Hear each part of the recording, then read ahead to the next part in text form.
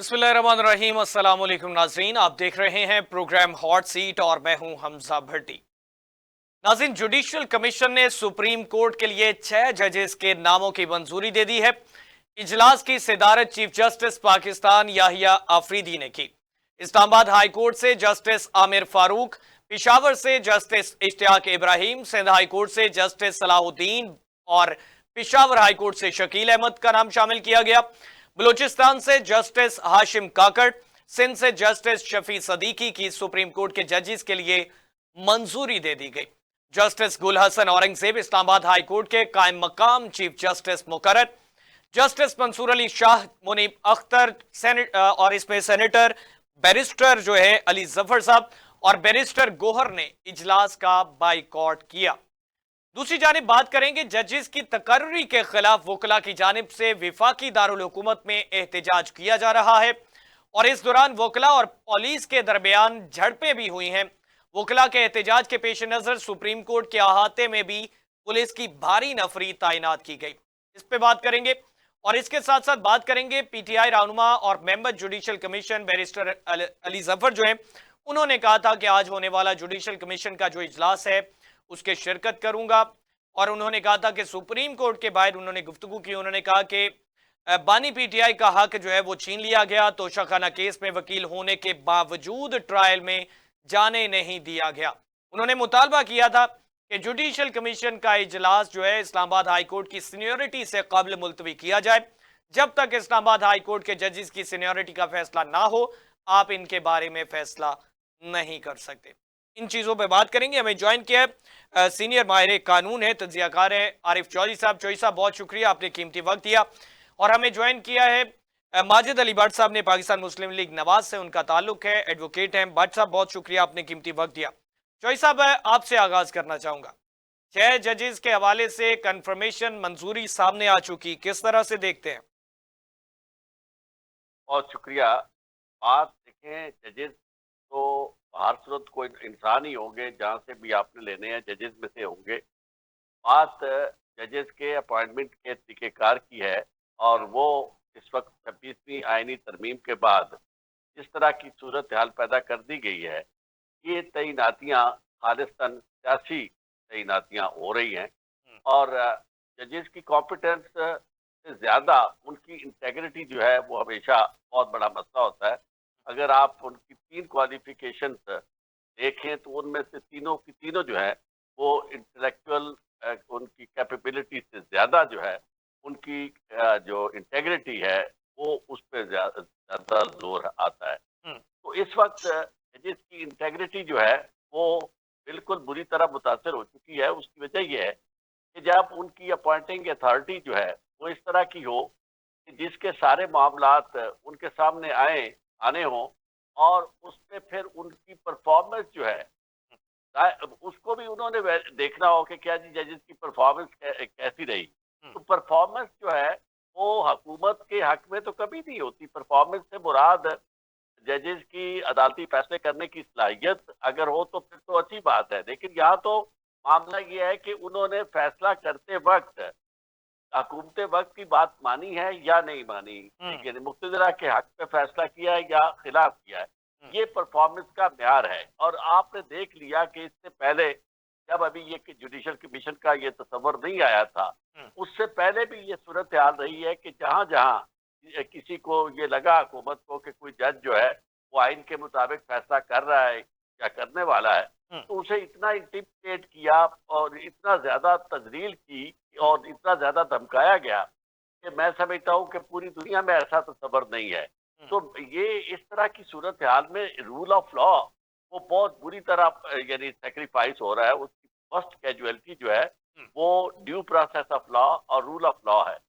कि जिस मुल्क में भी आपने आइन की और कानून की हुक्मरानी कायम करनी होती है, उसमें सबसे ज्यादा इम्पोर्टेंट ये होता है कि आपके पास जजेस जो हों वो कैलिबर के हों हम्म। और इंटेग्रिटी वाले हों और फिर उन्हें सिक्योरिटी हो, इस बात की यकीन दहानी हो, सिक्योरिटी ऑफ टेन्योर, कि भाई उन्हें बगैर ड्यू प्रोसेस के निकाला नहीं जा सकता और वो उनकी पोस्टिंग जो है वो ट्रांसफरेबल नहीं है। खासतौर पे ये जो हाई कोर्ट और सुप्रीम कोर्ट के जजेस हैं, हम्म, तो इनको जब टेन्योर की सिक्योरिटी होती है तो फिर उसके बावजूद भी बड़ा मुश्किल होता है फैसले सही हो आना।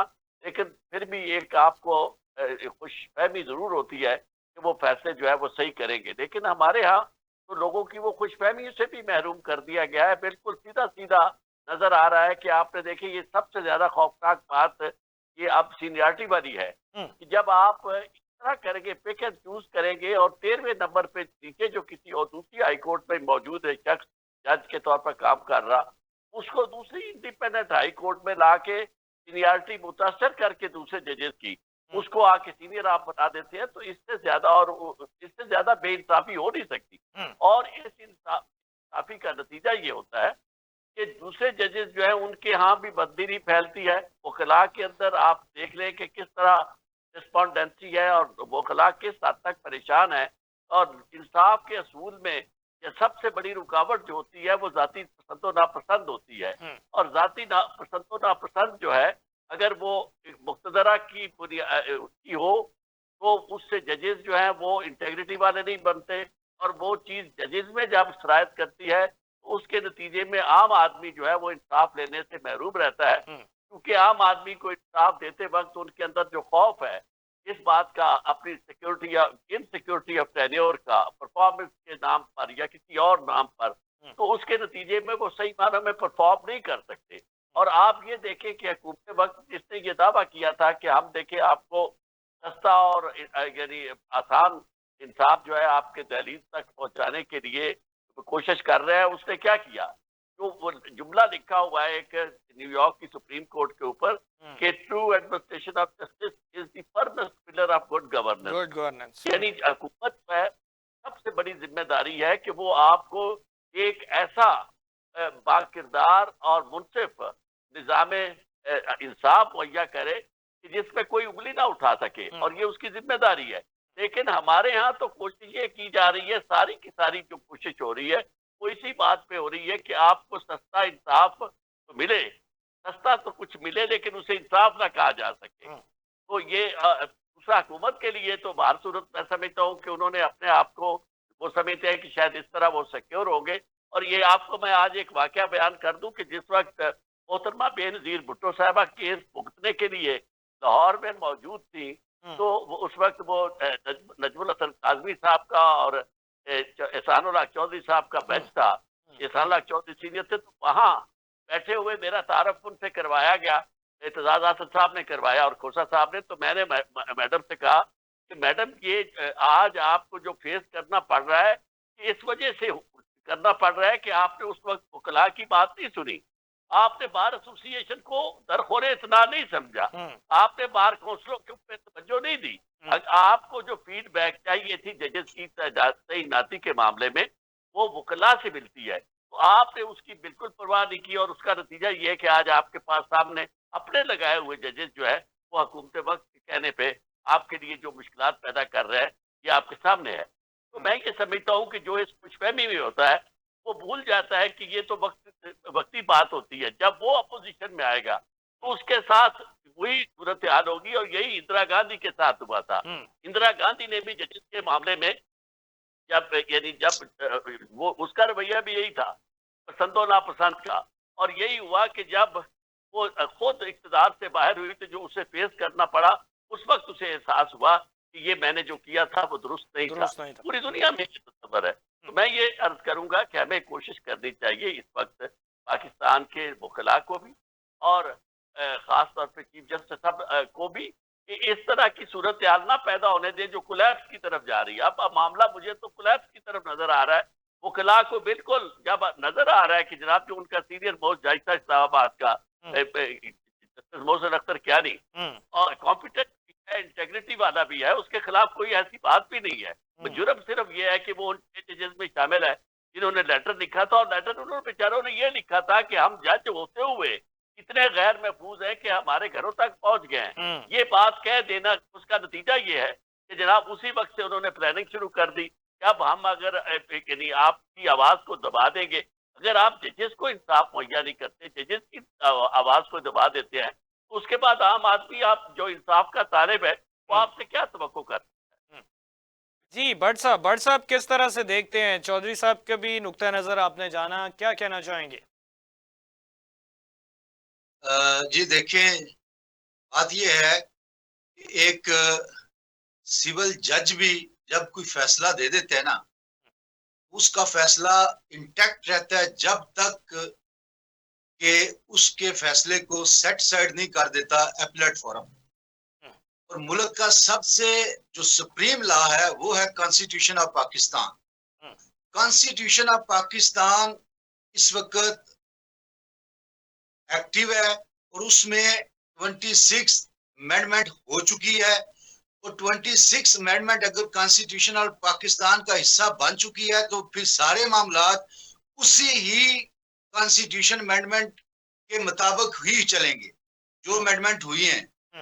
अब अगर सबसे पहला जो इतराज जो उठाया या जो हो रहा है 26 अमेंडमेंट पे, वो ये हो रहा है कि ये अदलिया की आजादी के खिलाफ है। भाई कैसे अदलिया की आजादी के खिलाफ है? चीफ जस्टिस हर हाई कोर्ट का अपने मामलात को चला रहा है बमा सुप्रीम कोर्ट के चीफ जस्टिस के। और इसी तरह ये दूसरा इतराज कहा जाता है कि क्या मतलब कि जुडिशरी के खिलाफ है, तो क्या गवर्नमेंट ने कोई वफाकी वजीरों को सुप्रीम कोर्ट का या हाई कोर्ट का जस्टिस बना दिया है? नो।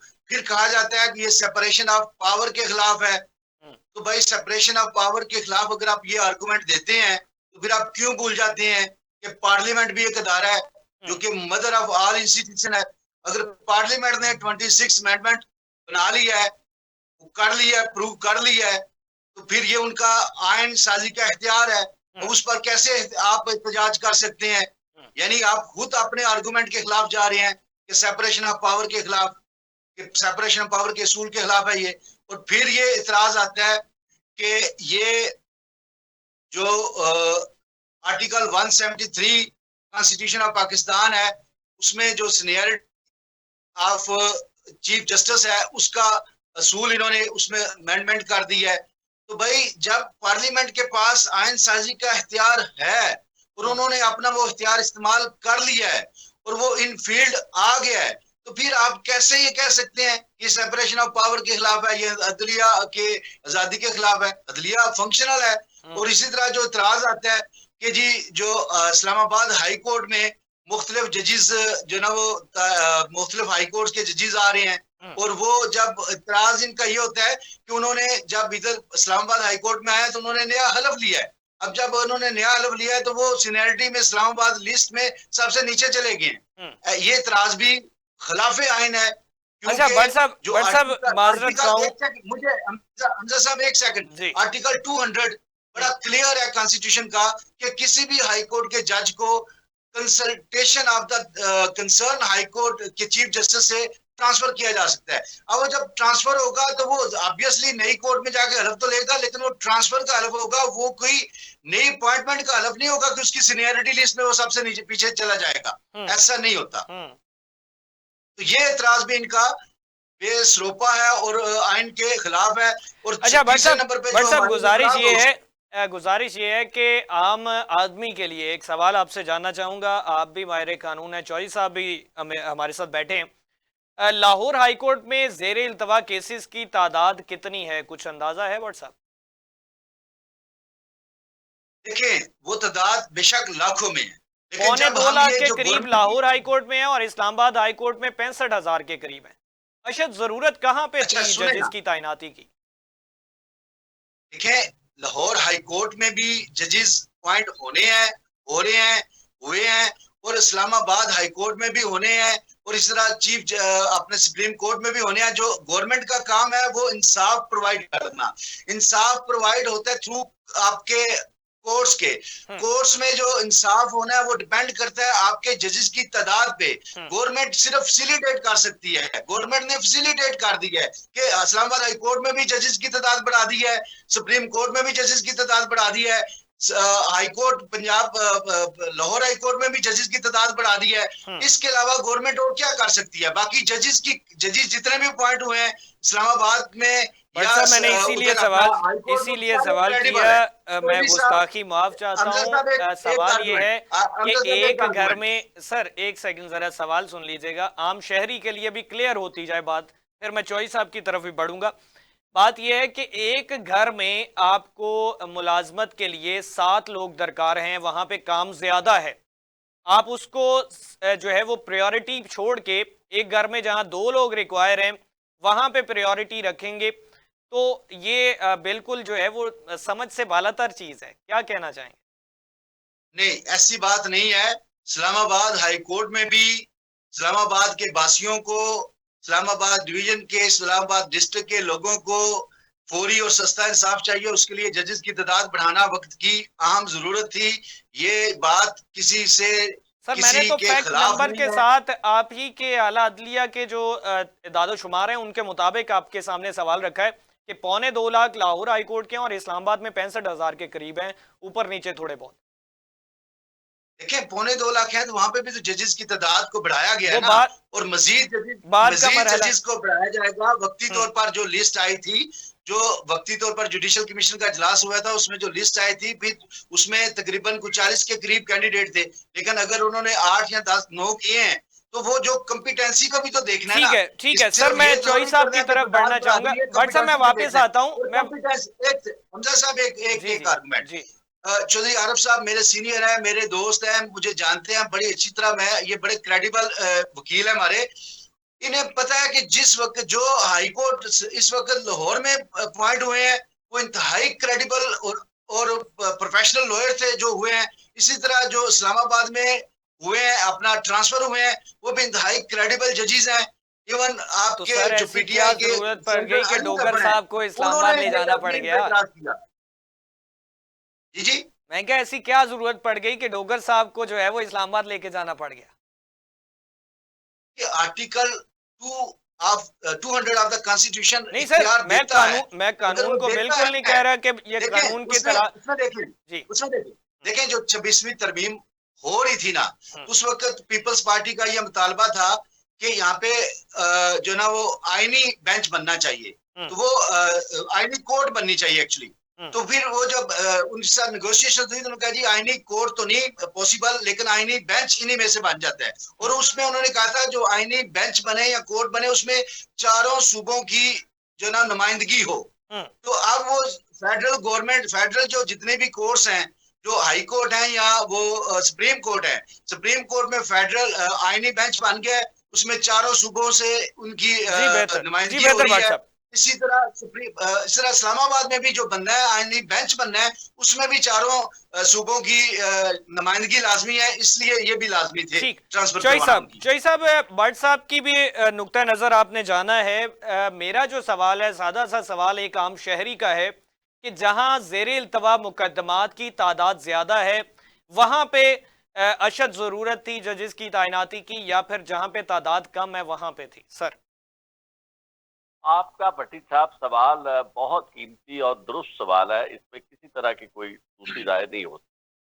असल बात यह है कि जहाँ हर काम पॉलिटिकल एक्सीजेंसीज के तहत किया जाए, अपनी सियासी जरूरत के तहत किया जाए और बदनीति से किया जाए, वहाँ किसी को क्या आप कहेंगे। अब मामला यह है कि यहाँ वाकई आपने कहा लाहौर हाई कोर्ट की जरूरत कहीं ज्यादा थी जजेस की, और जो जजेस अपॉइंट हुए हैं ये वहाँ की जो सैंक्शनड स्ट्रेंथ है उसके मुताबिक ही अभी पूरे नहीं हुए।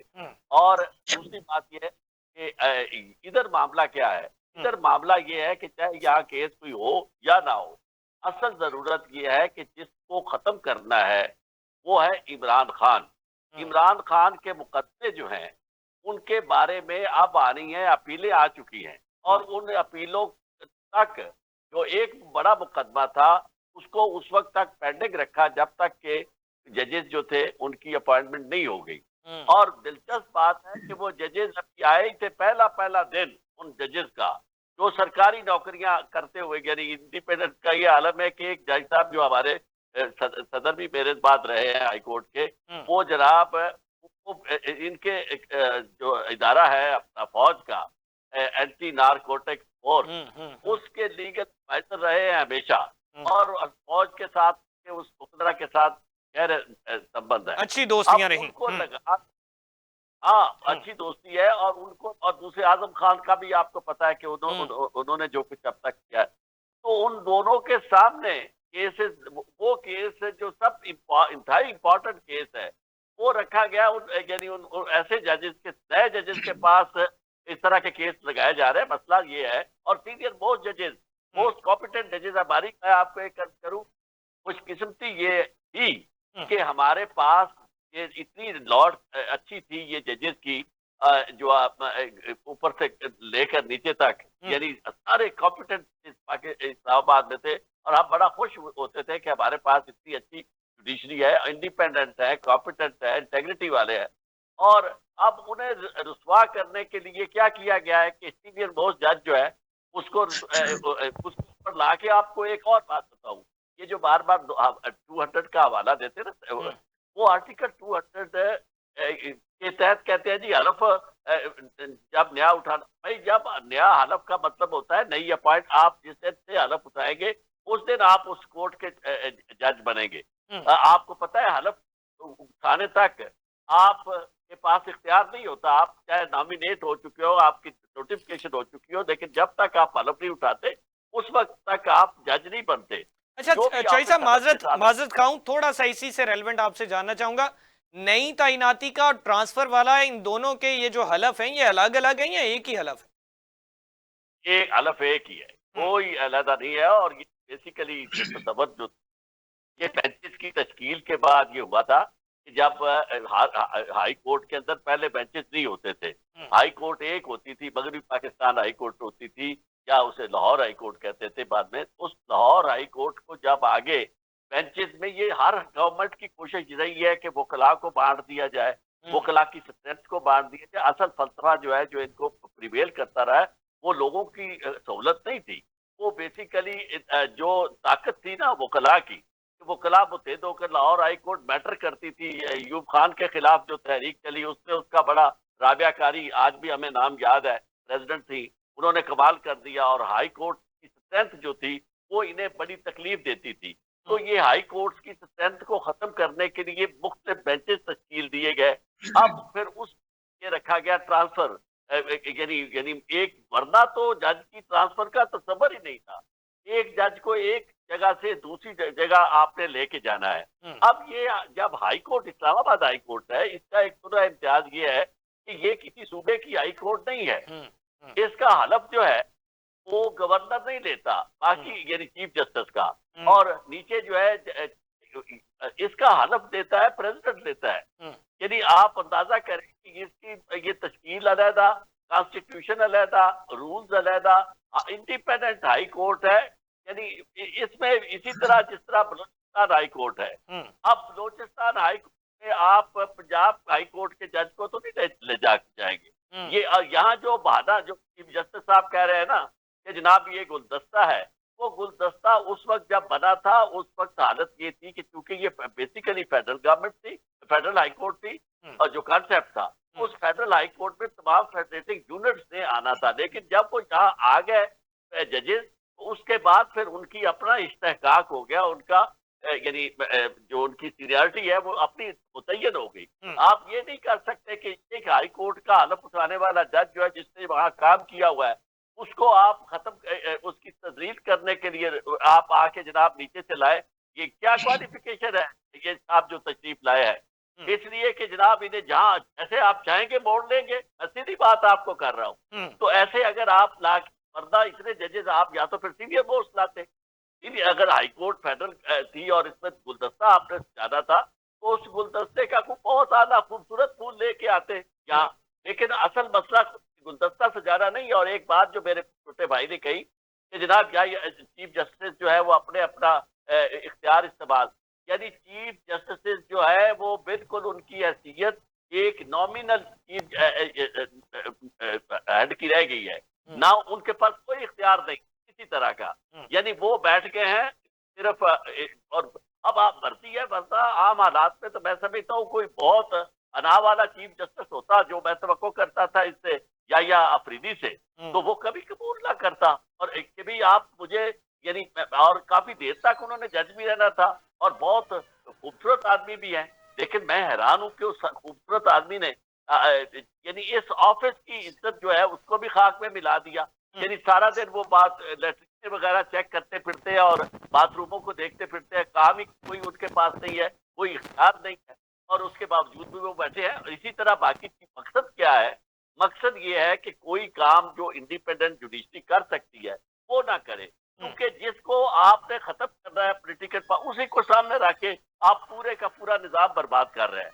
अशास के गिर्द अगर आपका अपराध के गिर्द आपका सारा निजाम घूमना शुरू कर दे कि आपने टारगेट रख लिया, वो आ रहे हैं ये वो कल है, कल उसके बाद नहीं होंगे, लेकिन ये सारा निजाम को जो आप कर रहे हैं, तय उबाला कर रहे हैं, इसका नुकसान तो हमारी आने वाली नस्लें उठाएगी। यानी जो कुछ हमने देखा, मेरा छोटा भाई तो अब मुझसे मतलब बाद में आया प्रैक्टिस में, मुझे 45 ईयर्स हो गए, और इसमें हमने जो देखा, हमने जवाल किस तरह देखा, तदरीज देखा, और उस जवाल में खुद जजेस शामिल थे जिन्होंने कबूल किया।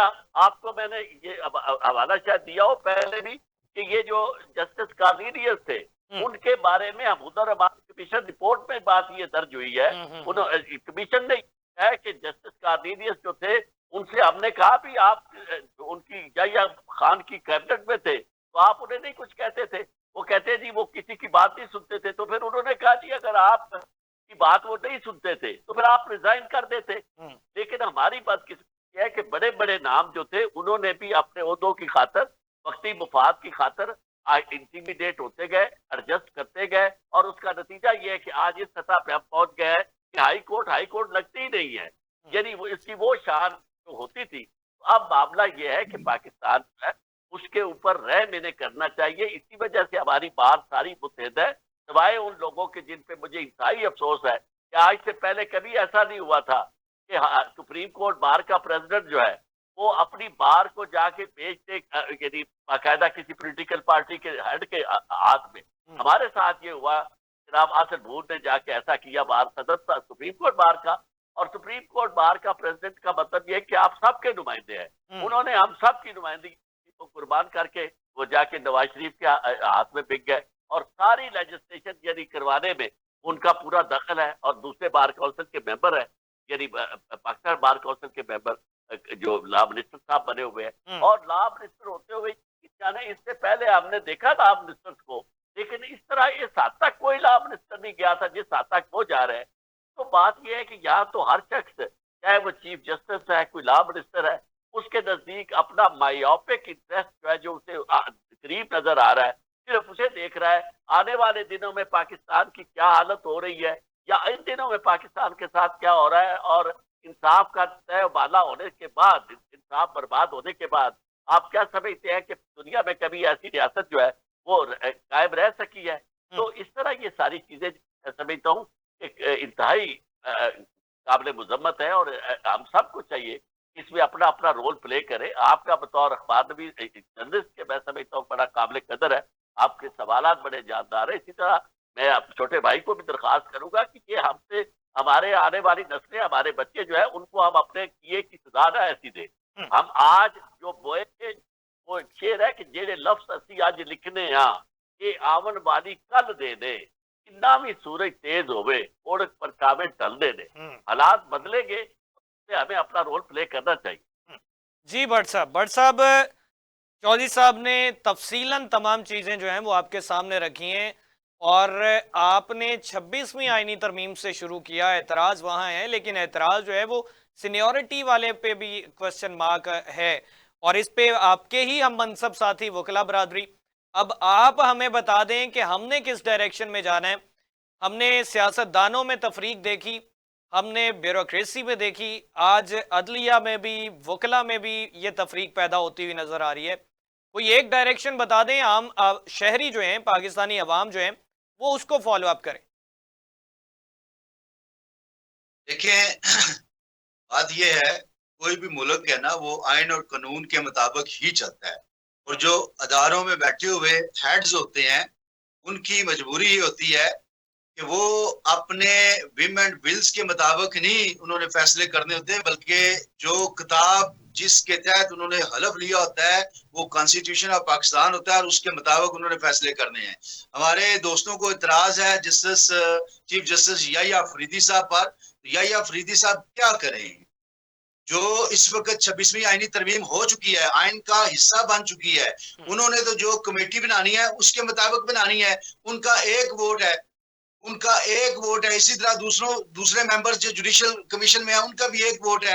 और जब वो बतौर जज बैठ के फैसला करते हैं तो वो आइन और कानून के मुताबिक फैसला करते हैं।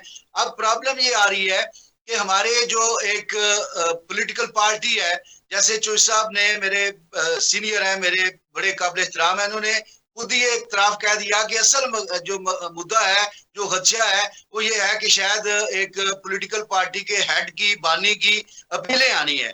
तो इन हमारे जो वकला हैं, जो एक सियासी जमात का आलाकार बन के ये 26वीं आईनी तरमीम के खिलाफ उस पार्लियामेंट के राइट को, आइन साजी के राइट को कंडेम कर रहे हैं और सिर्फ एक सियासी जमात के ही वो सियासी उनका एक विंग है जो ये एहतजाज कर रहा है। अदरवाइज पूरे पाकिस्तान की जितनी भी वकला की नुमाइंदा जमातें हैं, उधर से जिसमें पाकिस्तान चले चौई साहब ने तो पॉइंट आउट कर लिया। अब आप भी एतराफ करते हैं कि ये भट्ट साहब सुन लीजिए, चौई साहब ने तो उसको पॉइंट आउट कर दिया।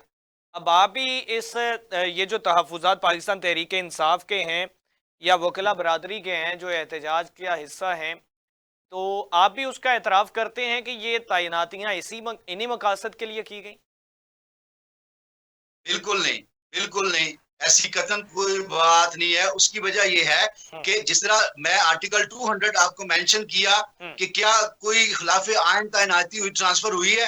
अगर किसी यहाँ तो कहें कि जी आइन में इसकी गुंजाइश नहीं है, अगर आइन में गुंजाइश है तो फिर जो लेजिस्लेटर है वो अपना एक्सरसाइज करते हैं। पाकिस्तान की 75 साल तारीख में कभी आइन टूटा है? Number of time. जी भट्ट साहब कंटिन्यू करिए। तो फिर नंबर ऑफ टाइम, लेकिन देखें नंबर ऑफ टाइम, लेकिन वो डिक्टेटर्स ने तोड़ा है ना। यहाँ पे कौन सी आइन की खिलाफ वर्जी हुई है? अगर 173, 175 सब आर्टिकल 3 को चेंज हुआ है तो वो अमेंडमेंट के जरिए हुआ है और अमेंडमेंट 2/3 के जरिए होती है। तो वो 2/3 मेजोरिटी थी तो अमेंडमेंट हुई है जो 26 आईनी तरमीम का में की सूरत में अब आइन का हिस्सा बन गई है। और इसी तरह ट्रांसफर जो है वो भी आर्टिकल के कॉन्स्टिट्यूशन के मुतलका आर्टिकल के मुताबिक हुई है। और फिर देखें जो चीफ जस्टिस आमर फरूक साहब हैं वो इंतहाई क्रेडिबल आदमी हैं, इंतहाई क्रेडिबल आदमी है। और उन्होंने इमरान खान की जितनी भी सजाएं हुई अब तक इसी इस्लामाबाद हाई कोर्ट ने वो सेटिस्फाइड की हैं। अभी भी इन्हें होपफुल रहना चाहिए, अपना केस कंप्लीट करना चाहिए। बट साहब एक मासूमाना सा सवाल है, वैसे इनको ये हत्या क्यों है कि क्यों ये इनको हत्या कि ये इस इमरान के लिए हो रही है या पीटीआई के बानी के लिए हो रही है? ऐसा नहीं है। जैसे ना हमारे मनसब साथी हैं बदामी साहब का मासूमाना सा सवाल है कि एक मुल्जिम जो है उसके पास ये इख्तियार होता है कि वो किसी जज पे तहफ़्फ़ुज़ का इजहार कर सके कि ये जज जो है मेरा केस ना सुने। आइन और कानून इसकी इजाजत देता है? जी बिल्कुल। अगर तो वो बानी पीटीआई की जानिब से 12 दर्जनों सैकड़ों दफा ये तहफ़्फ़ुज़ात जो हैं उनका इजहार किया गया लेकिन उनकी सुनवाई ना हुई, क्यों? नहीं, बिल्कुल नहीं। उन्होंने कतन ऐसा कभी कोई रिटर्न डॉक्यूमेंटेड इतराज नहीं किया। आज भी जो जस्टिस डोगर सर वो भट्ट साहब वो बार हर फोरम पे ये उनके वकला वो बार हर फोरम पे ये जो है तहफ़्फ़ुज़ात का इनका इजहार करते रहे। लिख के दिया हुआ है, इस तरह वो मोस्टली फोरम पे करते रहे। क्या डॉक्यूमेंट्री उन्होंने कोई ऐसी दरखास्त दी? चौई साहब कह रहे हैं कि डॉक्यूमेंटेशन के थ्रू भी साहब ने लिख के दी दरखास्त, ये बात की कि जनाब हमारे तहफ़्फ़ुज़ात हैं और इनके पास केस ना लगाया जाए। जी भट्ट साहब, चौई साहब इस बात की जो है वो गवाही दे रहे हैं कि लिख के भी दिया गया है। देखिए, अगर दी तो जिस फोरम पे दी उस फोरम का भी तो कोई इस्तेहकाक है ना उसको डिसाइड करने का। अगर उन्होंने वो डिसाइड कर दिया है तो फिर हायर फोरम पे चले जाएं। फिर इतराज किस बात का? अगर आपका ये राइट है दराज देने का, उसको डिसाइड करने वाली जो अथॉरिटी है वो अगर डिसाइड कर देती है तो देन व्हाट? लॉ ये है कि जिस शख्स से जिस जज पे आपका एतराज होगा, उसके जिस वोट पे होगा, उसके सामने ही आप ये एतराज करेंगे। ये सेटल्ड लॉ है अब तक और स्पेशली ये जो रूल्स थे उसमें अमेंडमेंट की गई और इफ्तिखार चौधरी के जमाने में ये तय हुआ कि जज जो है वही फैसला करेगा जिसके ऊपर एतराज है कि जी क्या उसे सुनना चाहिए केस या नहीं सुनना चाहिए। ये मैं आपकी इतला के लिए अर्ज कर रहा हूँ। इसलिए जिम्मेदारी उस जज पे आती है कि जब उसके कोई शख्स कहता है, कोई मुलज़िम कहता है कि जी आपके पर मुझे एतराज है, मैंने एतबार नहीं है मुझे, मैं नहीं चाहता कि आप मेरा केस सुने, तो कोई ऐसी बड़ी बात नहीं, वो केस ट्रांसफर कर दे।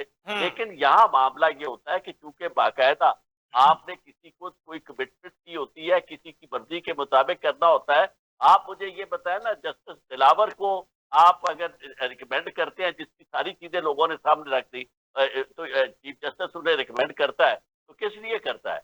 या इस तरह के लोगों को जिनकी हर लिहाज से उनकी क्रेडिट जो है सब लोगों के सामने है, तो चीफ जस्टिस साहब ने जो कुछ किया यहाँ बतौर चीफ जस्टिस के, वो उन्होंने कोई कसर नहीं छोड़ी अपनी जानबदारी को दिखाने। और आप मुझे ये बताएं कि 6 जजेस उसके अपने जजेस अगर वो लिख के भट्ट साहब ये दे रहे हैं कि जनाब हमारे साथ ये हुआ है, कभी ऐसा भी हुआ है कि जज की बात को ना माना जाए और अपना चीफ जस्टिस जो है वो इस बात की परवाह न करे और उनकी शिकायत का इजाला ना करे और उसका उन्हें तो चाहिए था कि he should have been a party with them कि ये मेरे जजेस हैं। वो जजेस का मतलब अफराद नहीं है, उसका मतलब कोर्ट है। उसकी कोर्ट अंदर अंडर थ्रेट रही। फिर आप अंदाजा करें कि उनके अपने वालिद साहब जो हैं वो प्रैक्टिस करते रहे इसी कोर्ट में, आज भी करते हैं। आपका क्या ख्याल है कि इस चीज पे भी लोगों ने कहा लेकिन उन्होंने कोई परवाह नहीं की? तो ऐसा बात वैसे यह है मैं कि ये समझता बर्फी हूं कि वाली उनकी बात नहीं शिकायत का होती। अजाला हो गया कि उनको ये तैनातियों में शामिल नहीं किया गया कि आपको जो है वो डर है आपके इस तरह से खत आपने लिखे तो चले आप इन चीजों से दूर रहें, आप रेस्ट करें। एक आप साहब को मैं गुजारिश करूंगा सर। कि मतलब जो कॉन्सेप्ट है ना, बेसिकली वो है उसे कहते हैं एक टच स्टोन बेसिक स्ट्रक्चर का प्रिंसिपल है। आइन में आप फरमाते हैं आइन बहुत मुकद्दस है, मुकदना की हैसियत बहुत बाला है, लेकिन मुकदना को उसी आइन ने पाबंद किया है कि वो कोई भी जो बेसिक स्ट्रक्चर है ना उसके खिलाफ कानून साजी नहीं कर सकते। हमारे आइन का बेसिक स्ट्रक्चर है ट्राइकाटोमी ऑफ पावर, उसे उर्दू में तसलीस कहते हैं, यानी तीन अलग अलग इदारे हैं और तीनों ने अपने अपने दायरा कार के अंदर रहना है। यानी कानून साजी का इख्तियार जो है वो पार्लियामेंट का है, लेकिन उसे आइन इंटरप्रेट करना ये काम जो है ये अदलिया का है। आप अदलिया को ये नहीं रोक सकते कि आप इंटरप्रेट ना करें यहाँ, और फिर एग्जेक्टिव का काम है उसे नाफिज करना।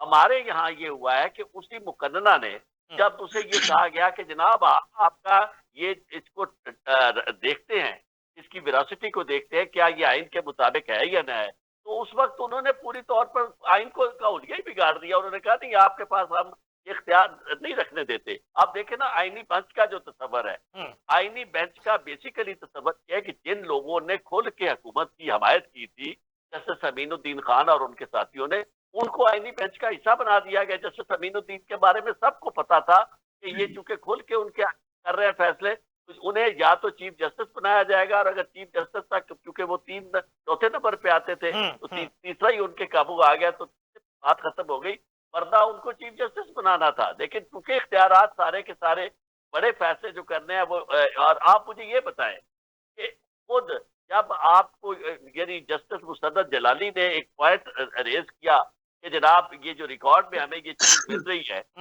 वो दफात की है और सजा मिलिट्री कोर्ट दे रही है, तो इस पे उन्होंने कहा कि नहीं आप होश हो जाए ना बात करें।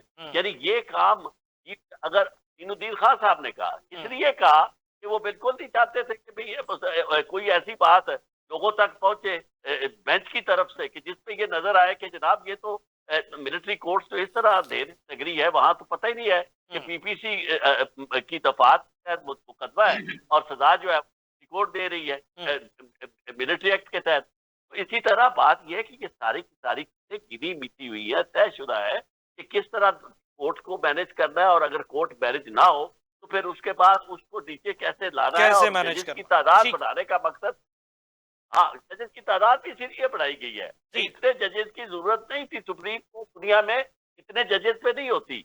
सारी नीचे मामलात हाई कोर्ट की हद तक तय हो जाते हैं, बहुत चंद आईनी मामलात जो है सुप्रीम कोर्ट तक जाते हैं, वहां इतने तादाद, लेकिन ये तादाद बैलेंस करने के लिए कि वजन बराबर हो जाए और बल्कि हुकूमत के हक में फैसला करने वाले ज्यादा जजेस हो जाए, ये थी चीजें।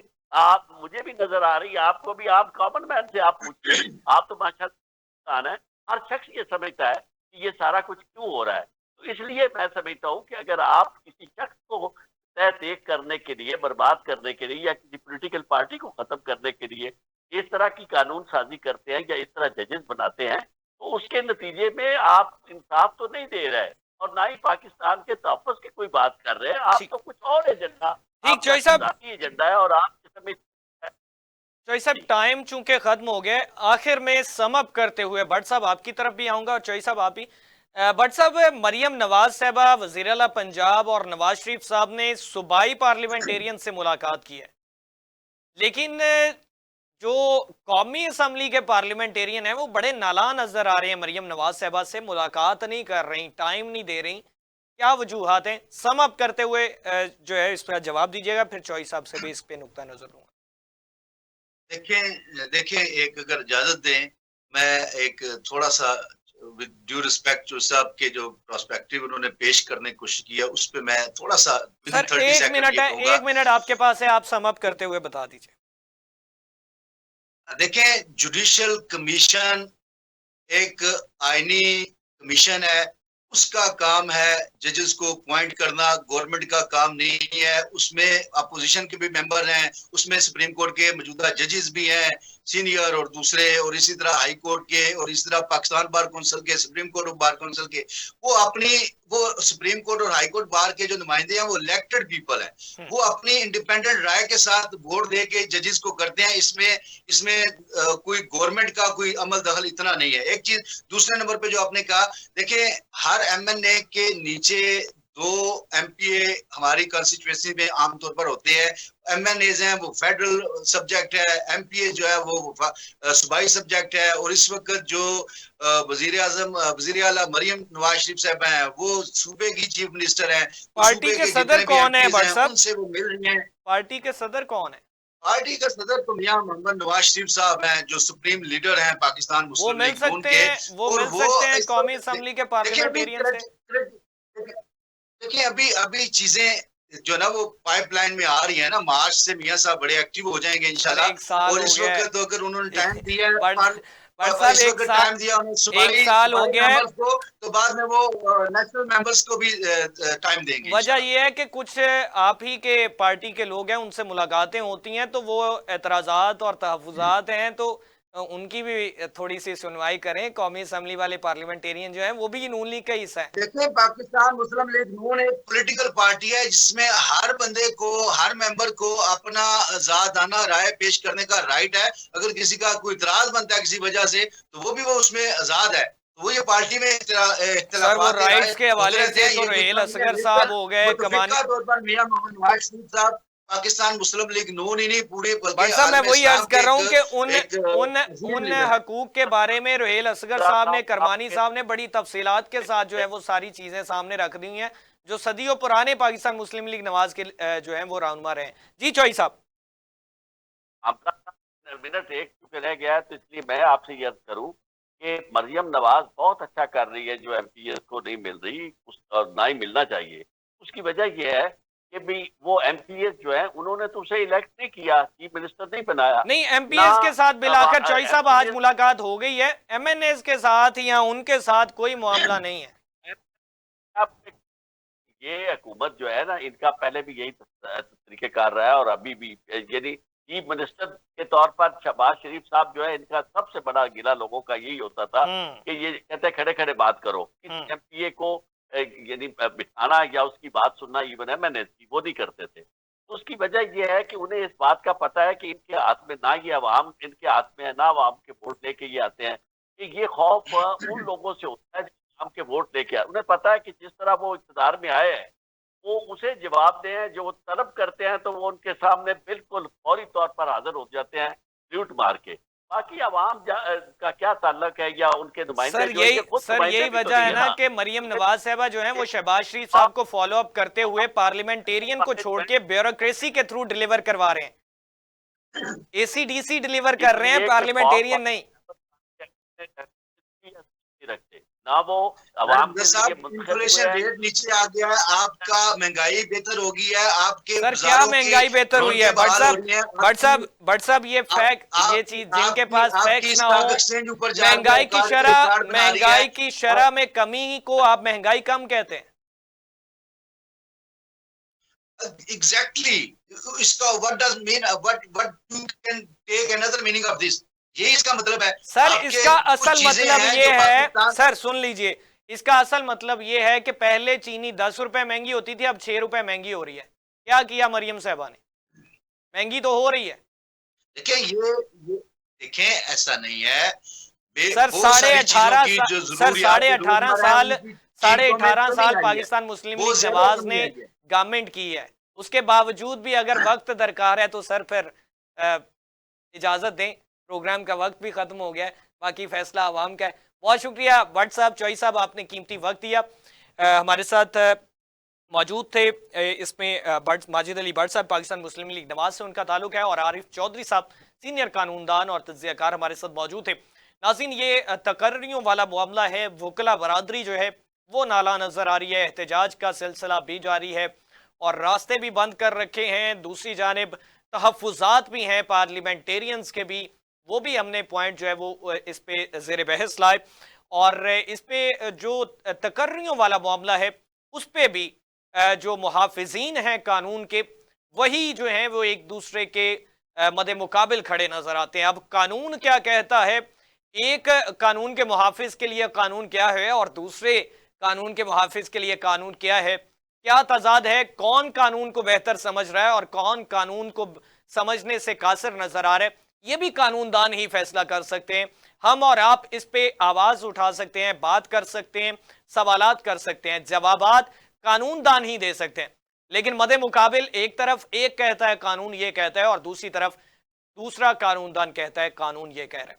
पाकिस्तान के अवाम का हाल जो है वो माजी की तरह उसी तरह से तारीखी पलड़े को झाड़ते हुए देखा जाए तो वही है कि वोट का वक्त आता है तो पाकिस्तान के अवाम को इज्जत के नारे भी लगाए जाते हैं, लेकिन उसके बाद अब मौजूदा हुकूमत ये कहती है कि माजी की हुकूमत की वजह से महंगाई की शरह जो है उसमें कमी है, लेकिन महंगाई करना पड़ती है क्योंकि पिछले ये कर गए और आने वाले कहेंगे कि ये कर गए।